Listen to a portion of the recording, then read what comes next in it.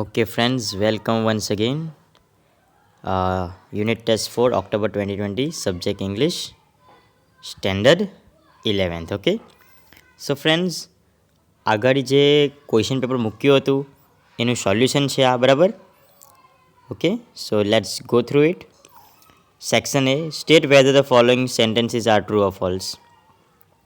People living in forest depend on local market for their everyday needs. Okay, તો sentence is true. Local market પર લોકો ધ્યાન આપે છે. ઓકે, સો now next આપણે જોઈએ કે the woodcutter was invited to cut the oak tree. તો the answer is false. Okay, પહેલામાં true, બીજીમાં false. Okay, and in third let us see, Ayurveda connects us with the source of creativity and happiness within ourselves. Okay, so here again answer is true. Okay friends, now let's go to the nearest meaning. Find out the nearest meaning from the following. Passion. So મિત્રો, passion means આપણે હૃદયથી જે ઈચ્છા થાય છે, that is known as our passion. So answer is heartfelt desire. Okay, seldom એટલે કોઈક જ વાર. So answer is rarely. Okay, answer થશે rarely. drag એટલે કઈ વસ્તુને આપણે ખેંચવું, પકડવું અને ખેંચવું, that is known as pull. Okay, so this is the answer of nearest meaning from the following. Okay, now let's go to the functions. Select the most appropriate language functions and write down correctly. Question number 7. The paper was too lengthy, so we could not finish it. So here the paper was too lengthy. તો એનું પરિણામ શું આવે છે કે અમે પૂરું કરી શક્યા નહીં. પરિણામ આવ્યું એટલે શોઈંગ રિઝલ્ટ. જ્યાં ટુ આવે, ઓકે, તો મોટે ભાગે શોઈંગ રિઝલ્ટ. એટલે આટલું યાદ રાખવાનું મિત્રો. જ્યાં TOO2, that is known as showing result.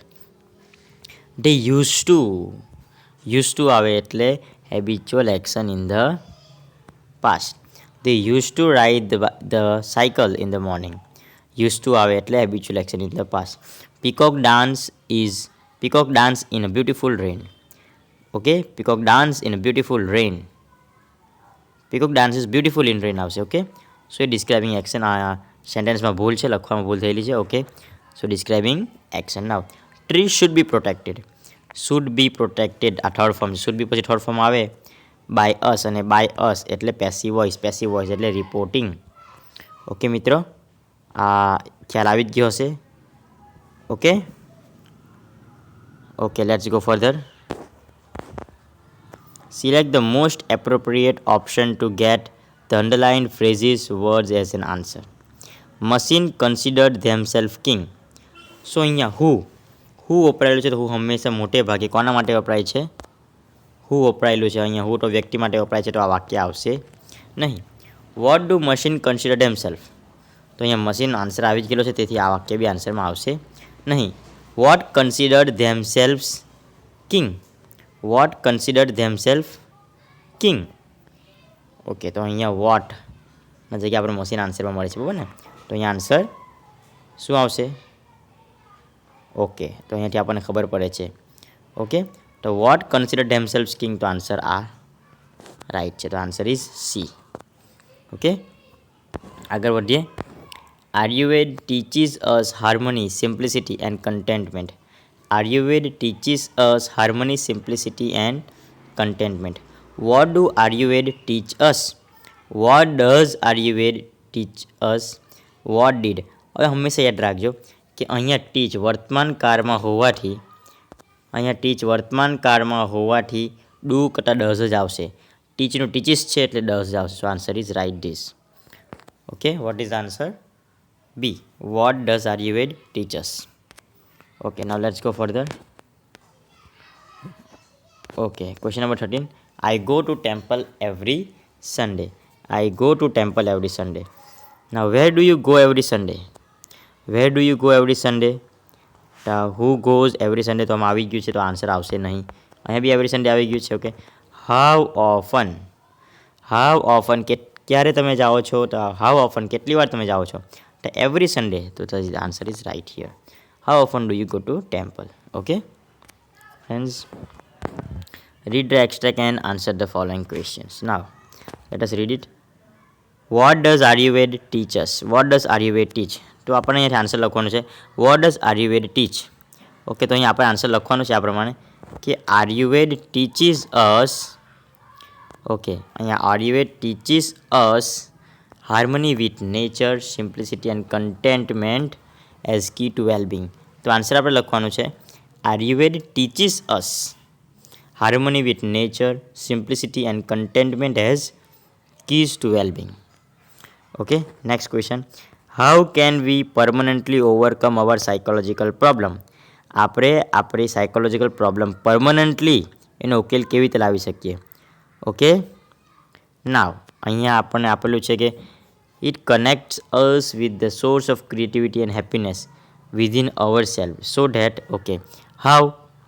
તો આપણે આન્સરમાં એવી રીતે લખી શકીએ કે વી કેન, આપણે આવી રીતે લખી શકીએ કે ધ્યાન આપજો કેવી રીતે લખવું તે, વી પછી can permanently overcome our psychological problem by કેવી રીતે લખવાનું? We can permanently overcome our psychological problem, okay, by connecting us with the source of creativity and happiness within ourselves.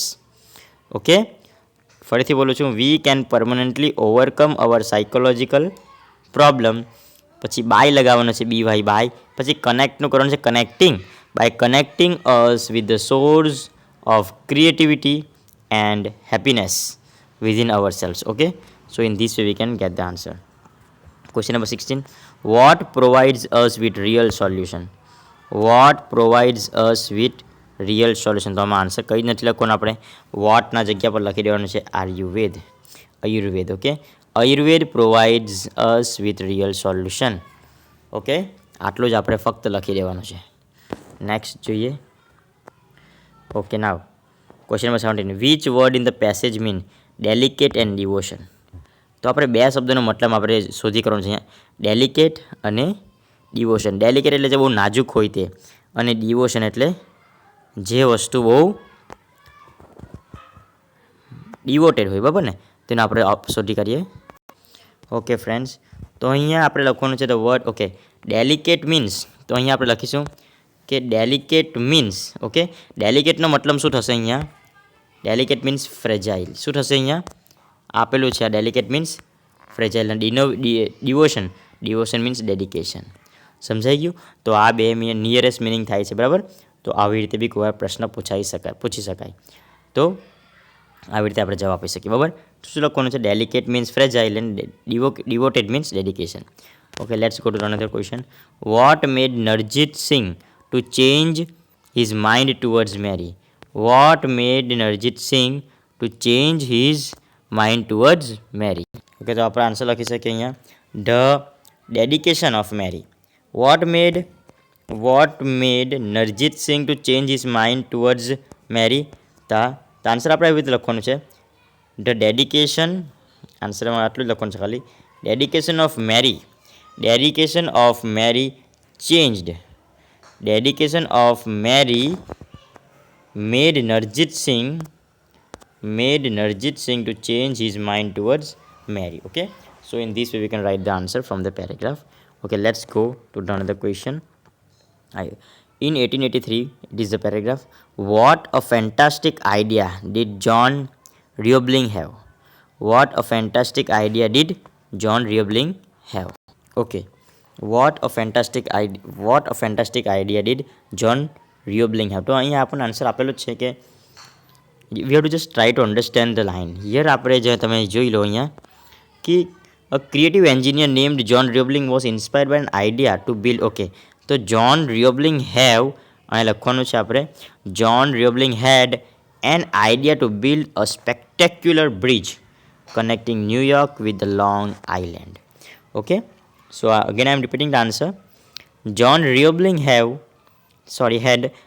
Roebling had an idea to build a spectacular bridge connecting New York with the Long Island. Okay, now next question.